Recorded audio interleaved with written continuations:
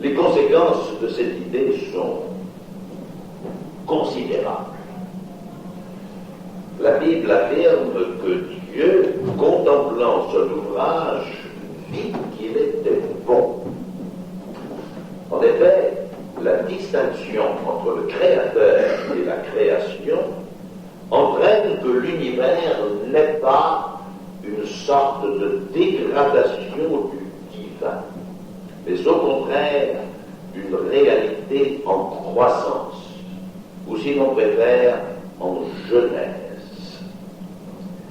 Pour beaucoup de philosophies et de religions, ce monde multiple, complexe dans lequel nous sommes plongés est un éparpillement de Dieu, une sorte de descente, de chute, un éloignement par rapport à l'absolu, comme le fleuve qui, en s'éloignant de la source, finit par se perdre dans les sables. Donc, finalement, c'est un mal. Le monde est un mal. Et c'est pourquoi, disait Platon, il faut s'évader au plus tôt d'ici-bas vers là-haut. Un pessimisme radical affecte ces philosophies et ces religions. Le temps n'est qu'illusion et vieillissement. Le processus cosmique est négatif. Le devenir n'est que écoulement, dispersion, mouvement vers la mort.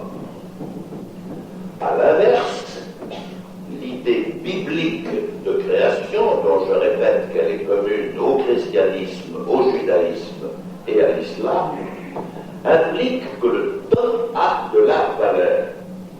Il est non pas une dispersion et une dégradation, mais une maturation, une parturition, une invention, non pas une chute de l'absolu au néant, mais une montée du néant à l'absolu.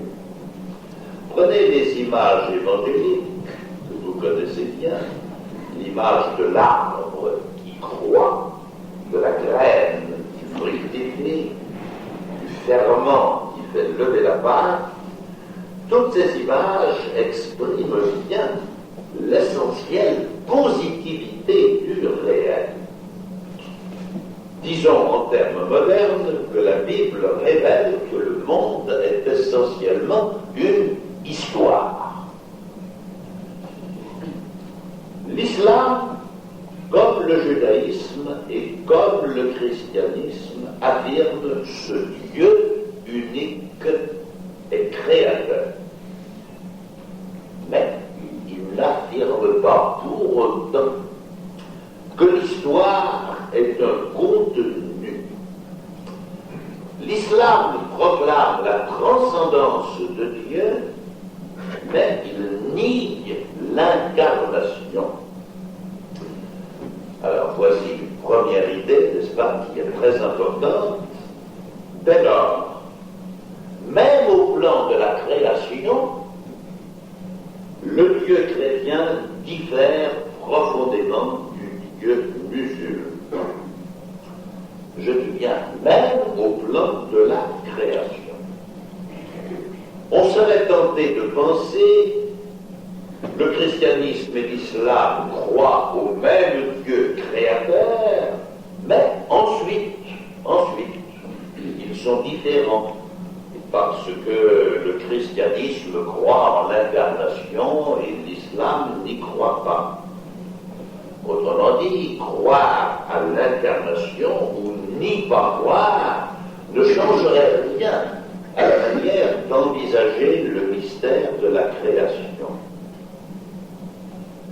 Je crois que penser ainsi serait une grave erreur. Pour le christianisme, c'est le mystère de l'incarnation qui éclaire le mystère de la création. La foi chrétienne en l'incarnation modifie modifie profondément l'idée qu'on peut se faire de la création. Pour celui qui croit à l'incarnation, comme vous y croyez, le mystère de la création nous dit quelque chose du mystère de Dieu, du mystère de l'intériorité divine, c'est-à-dire de la Trinité. Nous dirons tout à l'heure que l'affirmation d'un Dieu Trinité est pour l'islam le blasphème majeur, abominable. Le christianisme qui affirme que Dieu est Trinité, c'est-à-dire un éternel échange d'amour entre trois personnes, le christianisme croit que la gratuité de la création procède de la gratuité de cet amour qui est intérieur à Dieu lui-même. Parler de la création à partir d'un Dieu absorbé en soi, présent à soi, dans une sorte d'impossibilité à sortir de soi, parler de Dieu créateur comme d'un infini sans amour, c'est aller au-devant de difficultés telles qu'il sera presque impossible de ne pas réintroduire dans l'idée de création cet émanatisme que précisément la Bible exclut radicalement. L'islam se garde de réintroduire cet émanatisme dont nous verrons qu'il est propre à toutes les religions asiatiques, mais il ne le peut qu'en se contentant d'affirmer purement et simplement l'absolue transcendance de Dieu. Une transcendance qui n'est pas une transcendance d'amour.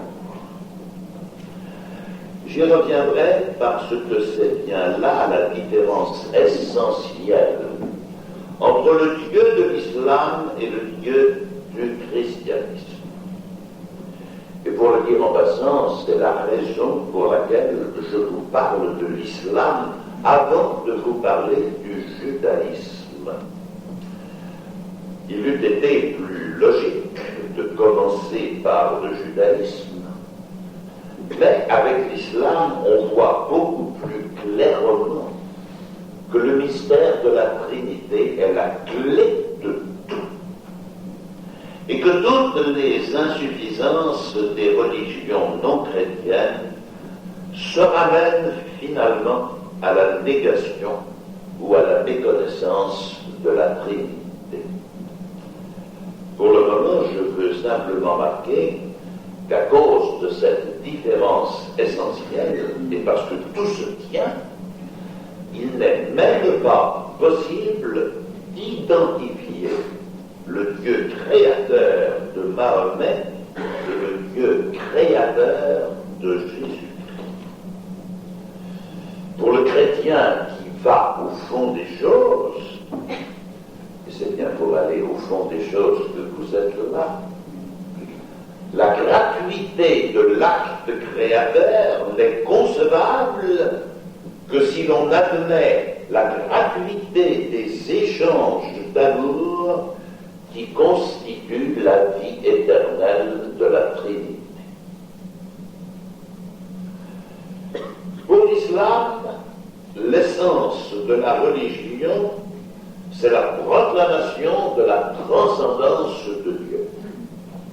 Et l'histoire n'a pas de contenu. L'histoire, c'est plutôt le lieu d'une perpétuelle dégradation du monothéisme que le rôle des prophètes est de ramener à sa pureté. Le judaïsme, lui, nous le verrons le mois prochain, pense que l'histoire représente un dessein d'amour de la part de Dieu. Mais il reste tourné vers la venue à venir du Messie, qui est le signe de cet amour.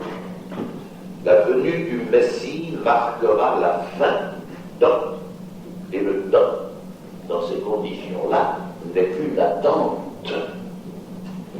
Pour le chrétien, l'événement essentiel, l'incarnation, est situé au centre du temps. Et le temps s'articule comme une histoire qui comporte des étapes successives et qui prend un